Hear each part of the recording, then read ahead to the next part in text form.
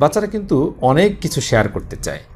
আমি তাদেরকে সময় দিতে পারি না বলেই কিন্তু তারা আসলে শেয়ার করছে না, শেয়ার করার আগ্রহটা হারিয়ে ফেলছে। কারণ হচ্ছে যখন আমাকে দেখে আমি অ্যাডজাস্টেড অবস্থায় বাসায় ঢুকছি, অফিস থেকে ফিরছি, তখন কিন্তু কোনো বাচ্চাই আসলে আমার কাছে আসতে চাইবে না বা আসে না সাধারণত। যদি তাদেরকে আমরা ডাক দিই, একটু গল্প করার যদি ফুসরত দিই, তাহলে দেখবেন যে তাদের কথার কত খই ফুটছে, তারা কত কিছু যে আপনার সাথে শেয়ার করবে, কত গল্প করবে, কত ধরনের যে ইনসিডেন্ট হয়েছে, কত ঘটনা তার স্কুলের, তার কলেজের, অনেক ধরনের ঘটনা কিন্তু আছে।